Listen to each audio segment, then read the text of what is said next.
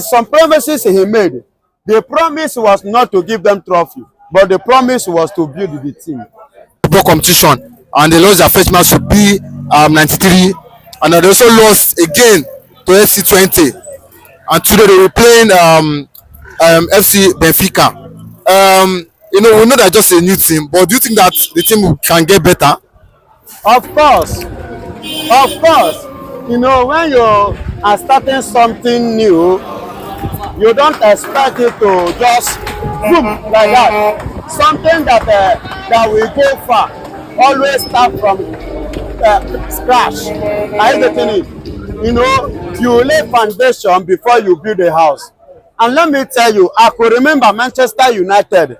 In 1983, Manchester United went on a relegation. So, on that relegation, when they returned back from relegation, then this man, Alex Ferguson, took over Manchester United. And when he took over Manchester United in 1986, there is some promises he made. The promise was not to give them trophy, but the promise was to build the team. And glory be to God, it took Alex Ferguson, 5 good years before he could win a trophy for Manchester United. He took the position 1986. In 1991, the first trophy for Manchester United under the watch of Ferguson was FA Cup. Are you getting it? That was his first trophy. Then in 1992, he won Premiership. From there, he started to conquer England because he has finished building the team. Now, come to Biafran football team. If you watch, they are just being newly formed. They are just coming up. They are trying to build the team. Are you getting it? They are building up. And in time to come, we will not just conquer Africa, but we will conquer the world. I believe that. We will not conquer Africa. We are going to conquer the world. Because that world trophy, World Cup, we will lift the trophy like this. They lift it before Nigeria? Yes, of course. We are going to lift it before Nigeria. Did Nigeria know what they are doing?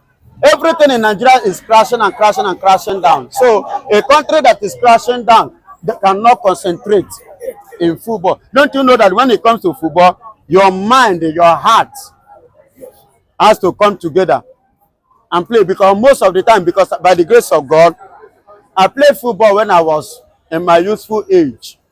My youthful time, I played football. I know what it is. What position do you play? I play football. If you want to ask me, to the glory of God, I play 2. And I handle center backward. That is 4. You get me? Although it depends on the coach, the manager. Are you getting it? Based on his tactics. And let me tell you this. In football, most of the times, what the players meet in the field of play is different from what the coach tells them before going into the play. In case you don't know, I want you to know this. Sometimes coach will tell you what to do, tell you everything. But when you enter the pitch, you will meet a different thing. And when you meet a different thing, that is where your mind, your heart need to come together. The boldness, especially when you enter a field, a place whereby they have a bully fan. They have bully. Do you understand me? They have bully fans. So they will be bullying you. So you need your mind to be gathered. You need your heart to be gathered and your mind to be focused on what you are there to do. Do you understand? So currently now, these boys, they are losing. Good. They may lose today, but I believe in them that tomorrow they will conquer the world. Okay, but yesterday they lost to B93. In the tournament, they lost to, I think, 3 goals to nothing, 5 goals to nothing. They lost to B93, and they also lost to SC20, a Dutch team. They also lost, but today they were taking on FC Benfica, a Portuguese side, and the tournament is being hosted here in Portugal. Do you think they can do better? Yes, they are growing up to do better. There is one thing I want you to understand. If you do not fall, you will not rise. And if you do not rise, you will not stand firm. So it's good as they are losing now.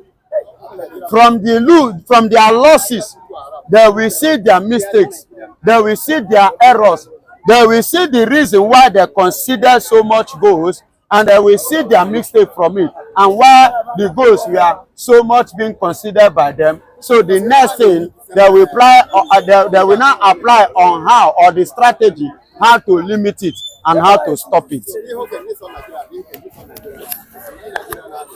You get it now. So that is one thing about football. In football, either you lose or you gain. But some have come out to blast Ekpa. They said on social media, they said, why will the team consist of foreign players? That these guys are white. I think most of them are from Finland. Some of them are from Norway. That why did Ekpa know is the traditional or the home base Biafrans? That why did Ekpa use foreign players? And is calling them Biafran when they are foreigners. What can I say to this? God bless you. You know one thing, some people will just see something that will start to talk anyhow, because social media is a place, it's a network of freedom of speech. Now listen to me. Let me give you this example. Do you know that in England and Germany, there was nothing like a black to play in their national team, but today they are playing. Let me give you an example again. Do you know that France is a white country, but go to their national team? How many of their footballers, even as I'm talking to you now, are white? How many of them are Oyibo? Do you know what that implies? It shows to you that Biafra is a nation that both the blacks, both the whites, any area your strength you are capable of, you will be allowed to go ahead. The freedom will be given to you, access will be given to you to assess it and deliver what you can do. You understand? That is Biafra for you. We are not racist people. Are you getting it?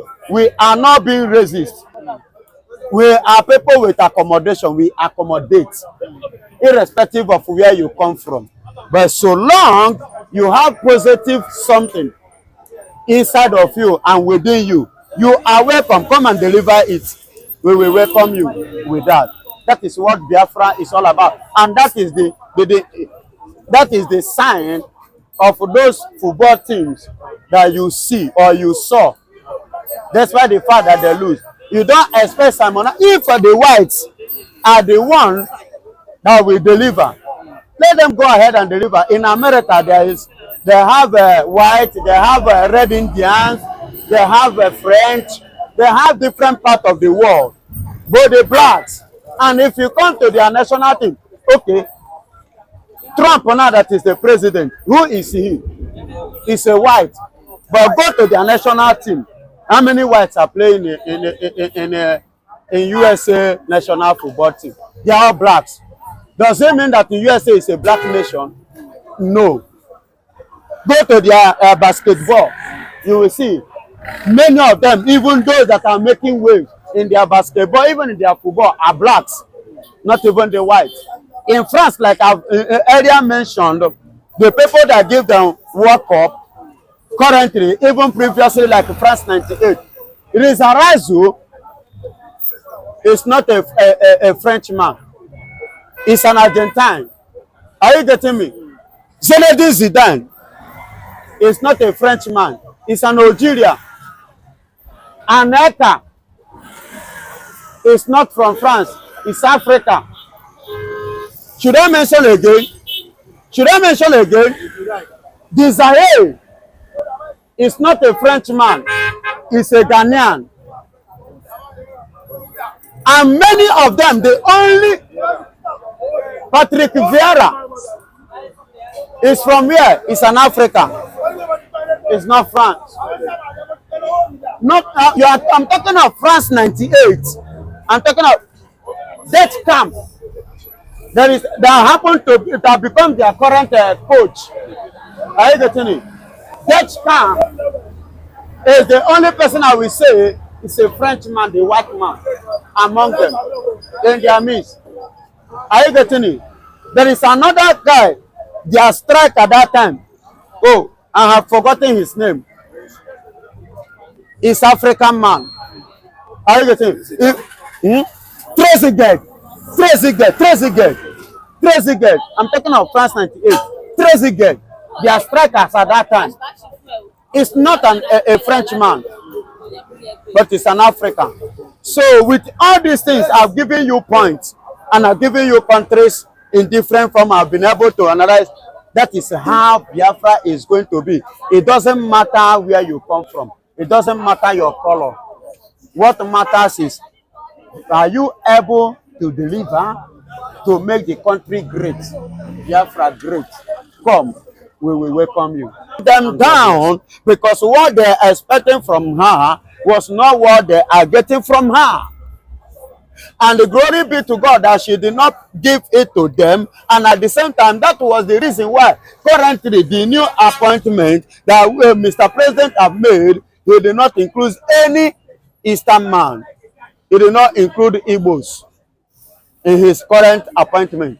But Bianca, we want to, be the one to negotiate this. God bless you, my viewers.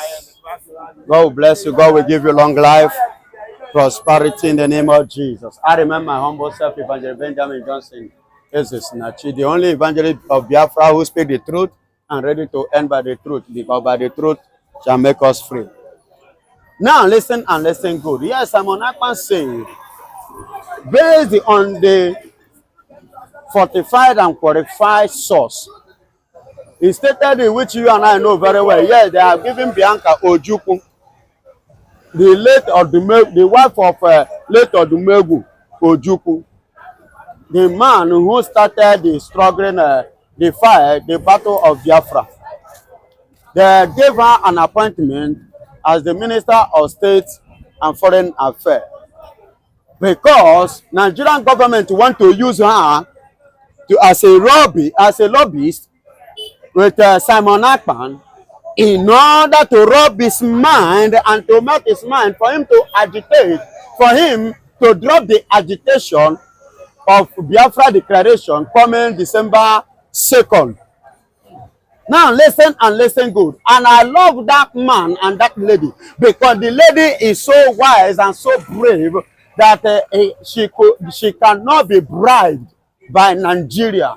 She cannot be a tools of use and dump, just as Nigeria are using many Igbo people, the Biafran people. Now listen and listen good. She disappointed them. She turned them down because what they are expecting from her was not what they are getting from her. And the glory be to God that she did not give it to them. And at the same time, that was the reason why currently the new appointment that Mr. President have made, he did not include any Eastern man. He did not include Igbos in his current appointment. Now listen and listen good. And Biafran man, the Prime Minister has stated it. He gave Nigeria, if you need dialogue, he gave them condition. And what are the conditions? Number one condition is to free the freedom man. A man that who did not offend you, who told you the truth, but you refuse to accept the truth because you are not happy with the truth and you decided to detain him unlawfully. Unlawfully, I repeat, unlawfully. Even it was against Nigerian constitution and it was against the British constitution and it was against the UN constitution and it was against AU constitution. It was against ECOWAS constitution. Yet, because he's an Igbo man, they detained him, they kept him in DSS. Keep on tormenting him, denying him his right. Now listen, but God will judge. Hear me and hear me clearly. He gave them that condition that nnamdikanu must be free. Number one condition, yes. And he must be free. Whether Nigeria, Mr. President Tinubu like it or not, Nigeria must free nnamdikanu. He did not offend them. He did not commit any crime. That's number one condition. Number two condition, Nigeria must free all the Biafran detainees in the northern part of Nigeria. That's number two. And number three, all the terrorists in Nigeria, roadblock and whatsoever, according to what he said, Nigeria must remove it. Speak out. Oh, Nigeria must remove them from the Biafra land, the 40 state of Biafra. Nigeria must withdraw them. Two, the fourth one, the dialogue must be held in Finland. The fifth one, the Finland government will be the mediator between Biafra and Nigeria.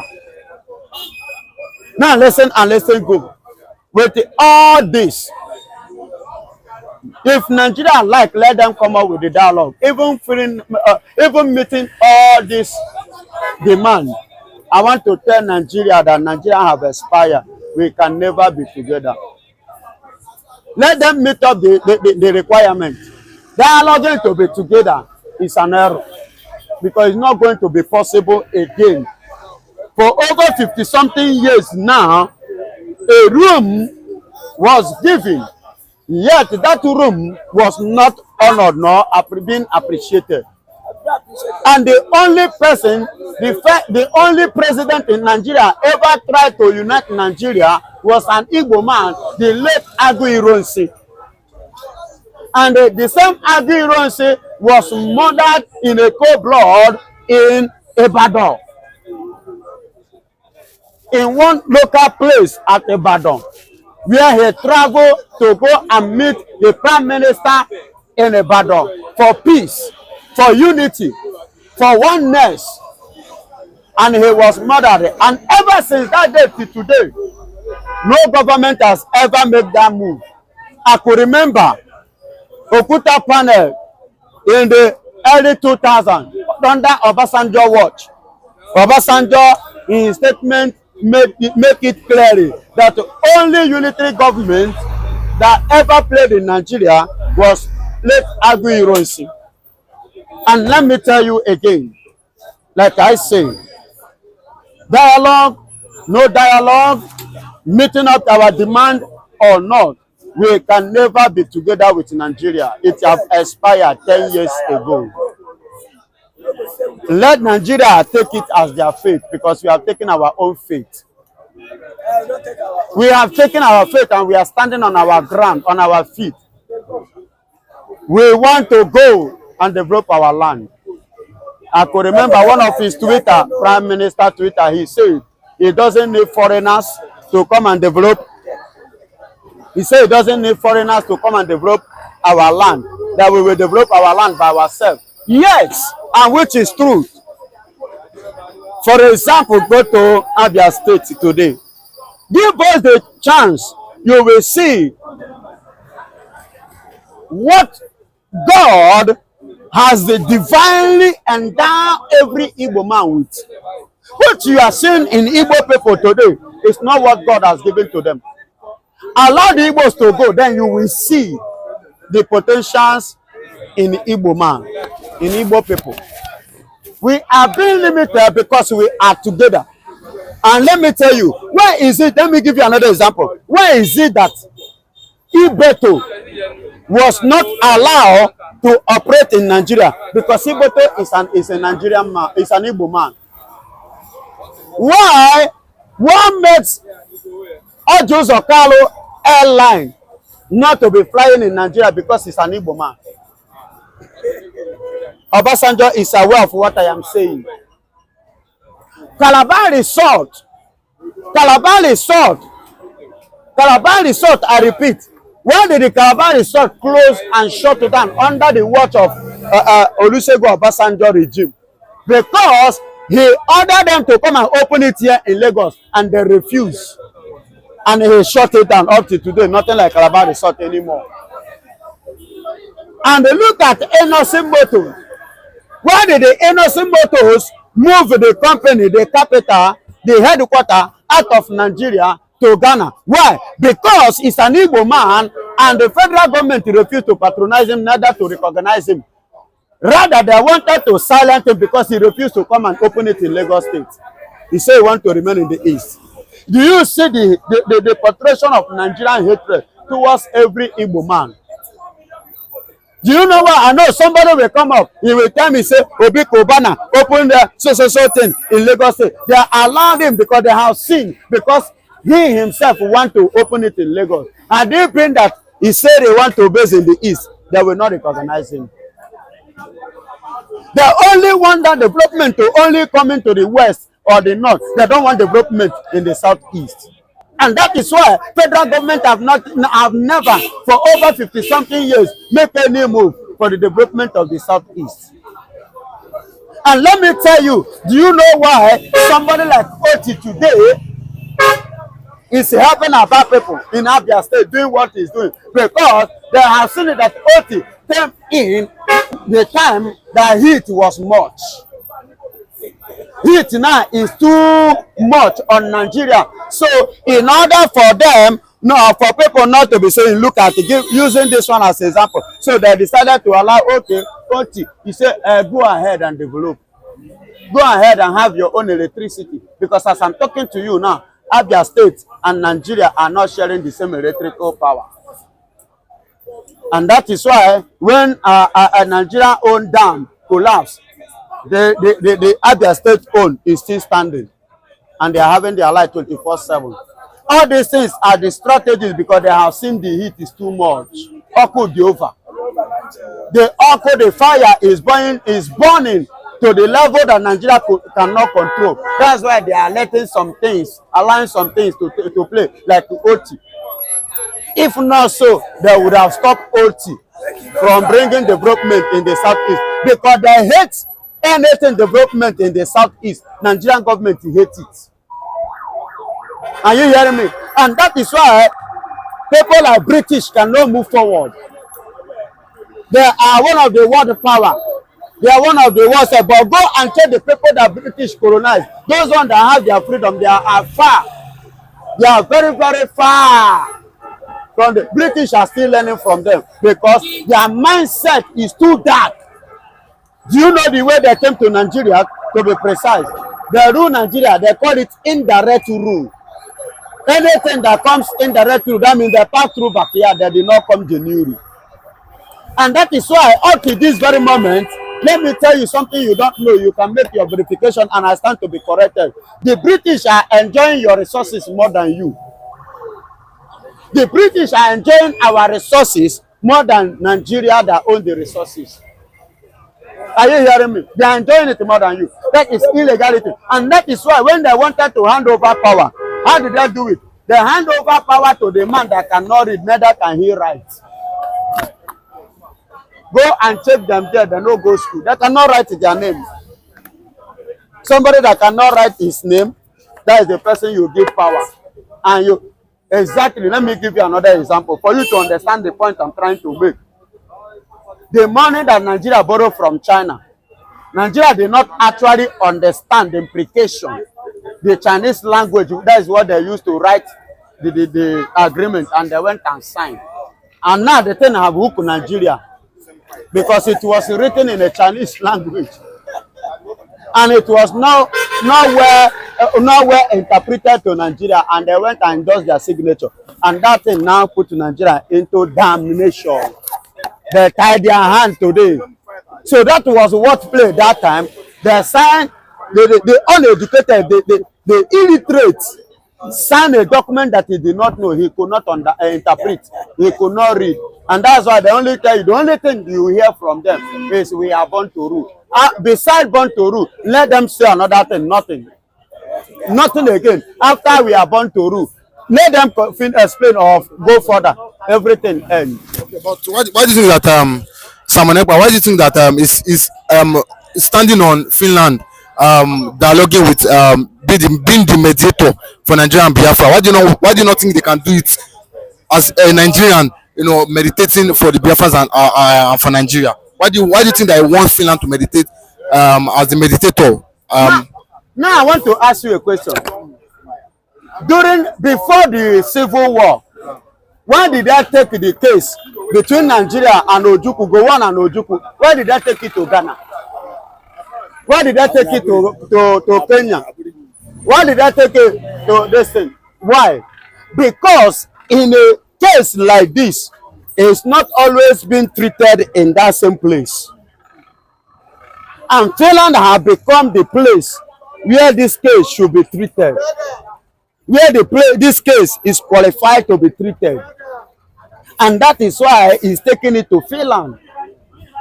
And the Finland must stand as the mediator between us and the Finnish and the oh my God, let me not use this word.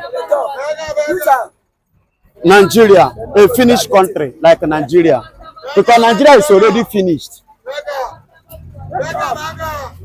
As you can see women, they are the ones visiting market. They know the cost of the price of things in the market. They know the truth. What I'm saying is the truth. Nigeria is finished already. Are you getting it? So that is why, on this note, we don't have any negotiation and dialogue within us in Nigeria here. We must have somebody as a third party. Let me use the word, a third party that will be a witness, because had it been that during the time of Lord Lugard, when he came in disguise to rule Nigeria, and when he handed over the power, had it been that there was a third party, I don't think Nigeria will be in a deep mess like this.